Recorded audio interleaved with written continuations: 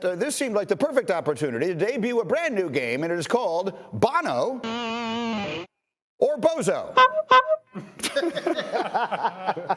All right, and as we approach the 5-year anniversary of this show, we have now officially reached the new low. Louis Riddick, what is written down here is for me to ask you, are the Giants this year going to be more Bono or more Bozo? Which do you think? Yeah, man, this is good. Look, they're going to be more Bono, and Bono's one of my favorite artists of all time. Hold on, I don't mean to interrupt you, but we just can't pretend this isn't happening right now. Look what's on the screen, ladies and gentlemen. We have actually made Bono or Bozo pick bars. Jeremy, you notice anything about this? There we go. But I'm the only Bozo. Yes, You're sir. the only Bozo. Where's my red nose at? Look, right here. I'm sorry to interrupt you, Louis. So you have chosen Bono.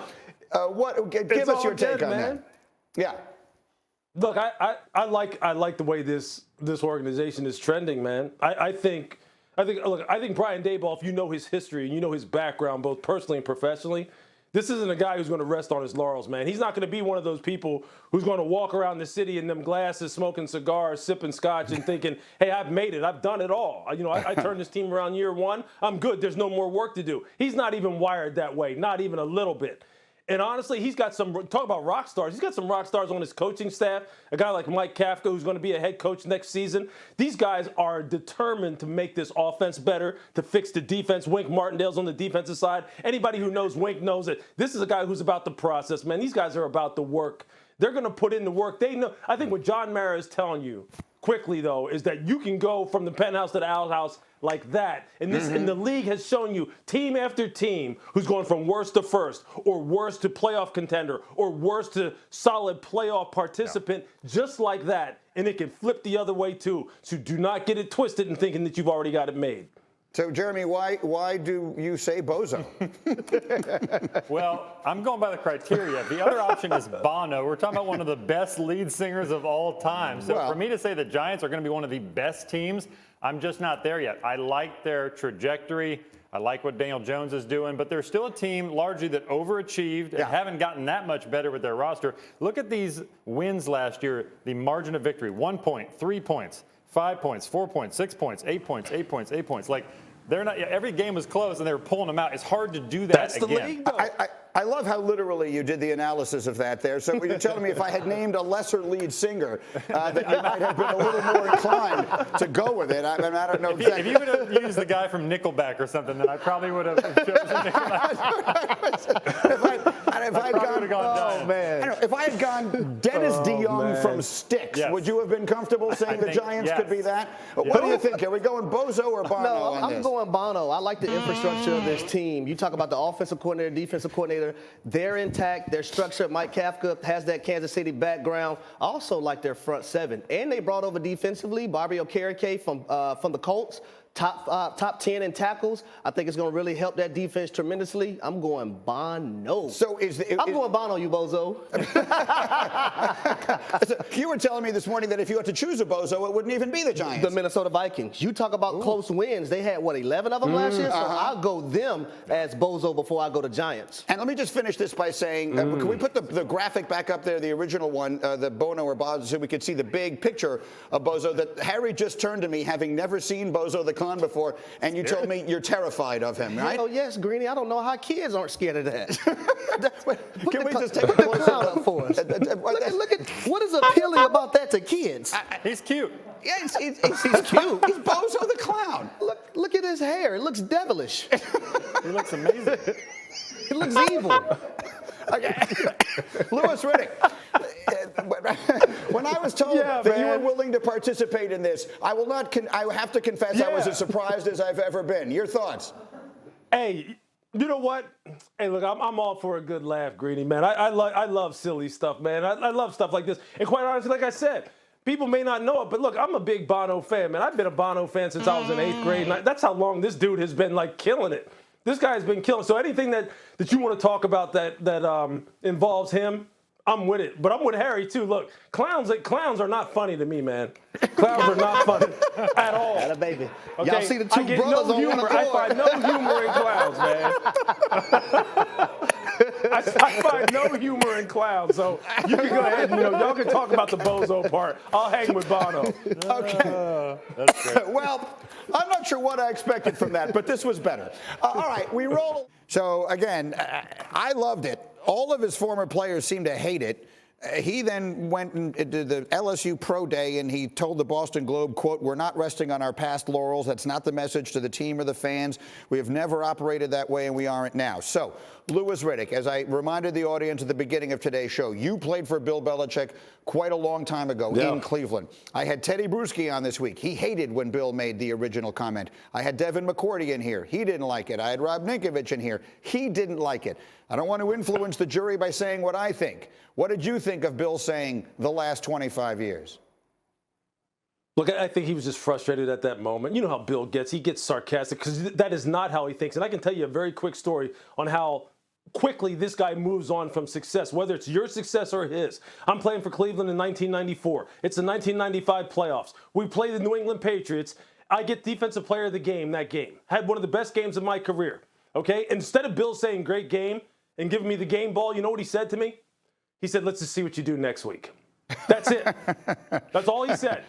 Let's just see if you can do it again next week. And he walked away from me. He just turned and walked away. Didn't say another word. He doesn't care about the past. He's not resting on his laurels. I think that's just a frustrated moment that he's having right now because he hears all the chatter. He hears people are saying it's Tom Brady. Tom Brady was the Patriot way. It wasn't you, Bill. And he's maybe tried to overcompensate a little bit to try to prove to people that he's still a damn good coach. But he is not someone who lives in the past in any way, shape, or form.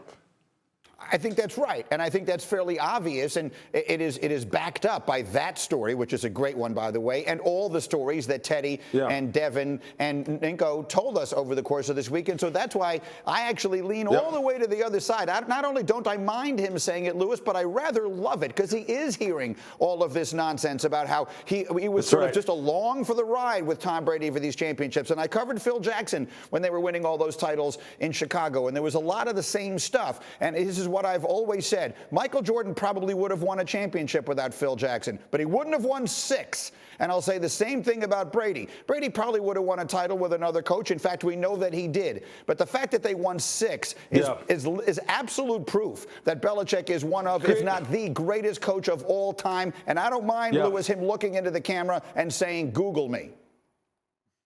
Yeah, look, we are always so quick, for some reason, especially with football, we are always so quick to want to assign praise or blame to a single individual when we're talking about the greatest team sport that exists in the world.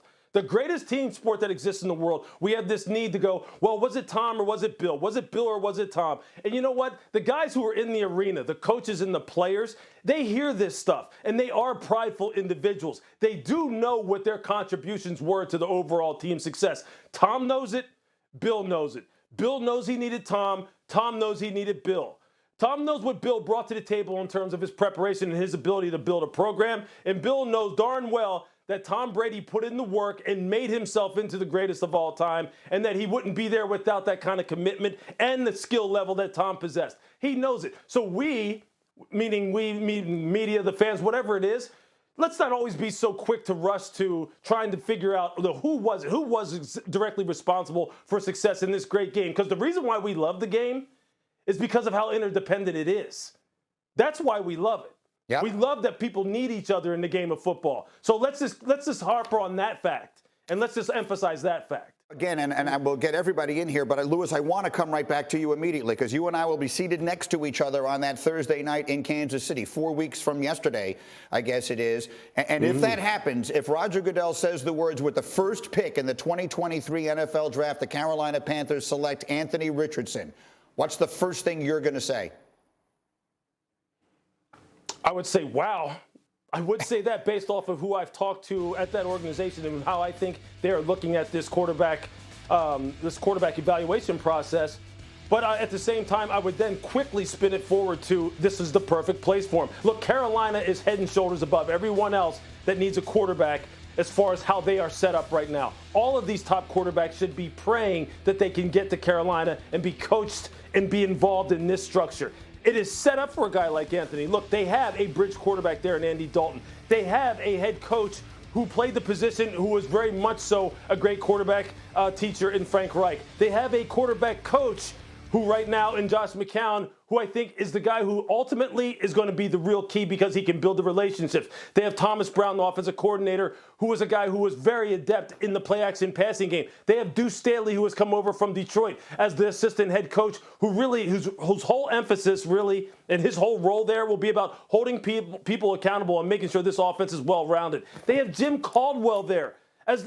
Jim Caldwell, who is as a senior assistant, who everyone respects as far as his offensive mind and his ability to build functional structures that really support young men. It is just perfect. It's tailor-made for a guy like Anthony Richardson to go there. The question is whether or not they are going to pick him over Bryce Young and C.J. Stroud, who they love. Both of them, they love.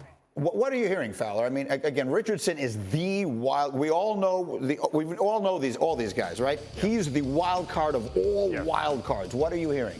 Well, most teams I talk to still think C.J. Stroud or Bryce Young number one. But I texted with multiple high-level scouts who were at Florida's Pro Day. When I asked him how he looked, he said it looks like Seattle at 5 would be his floor. That's sort of the conversation that's going on around the league. Would he stay in the top 5 or could he slip out of there? Right now, most are agreeing that he's probably going to go somewhere because he leads the draft in 4 different categories from what I'm told from scouts. Arm release, arm talent, size, athleticism. So if you can live with the decision-making and the accuracy issues that he had at Florida, I feel like you can fix that over time, and he might be a no-brainer for somebody. What do you think of this, Harry, as we study these options? Because you've got Bryce Young and you've got Stroud, and then there's Will Levis who figures into all of this somewhere.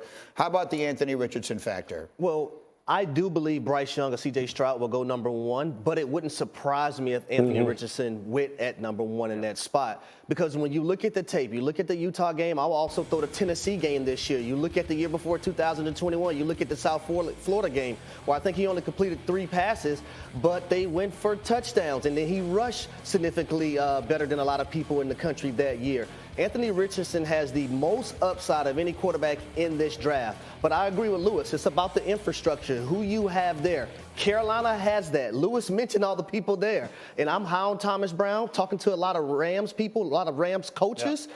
Thomas Brown is going to be a head coach in the National Football League pretty soon as well, along with Josh McCown. Yeah. So I like the infrastructure there in Carolina, but I don't know if they're going to take him number 1, but it wouldn't surprise me if they did. Crazy fun fact real quick. There are multiple NFL teams who have scouts in their building who had a 4th-round grade on Anthony Richardson. So the variance is crazy when we're talking about that potential. Let me get 15 seconds, Lewis, for a final word. Go. Yeah, remember, whenever you're evaluating quarterbacks, just remember this. It starts with decision-making and accuracy. It doesn't start with athleticism and arm strength and how far a guy can throw a football. Let's not get that flipped around. And when you talk to quarterback coaches, you talk to offensive coordinators, it's the first thing that they mention. Yeah. Of course, a guy needs to physically be able to play the position, but let's not get it twisted. And that is the area that Anthony needs to make the biggest progress, his decision-making and accuracy. And that's where Bryce and CJ have him beat by a mile at this point. This is going to be so fascinating as we work our way towards the end of April. Thank you for watching ESPN on YouTube. For live streaming sports and premium content, subscribe to ESPN+.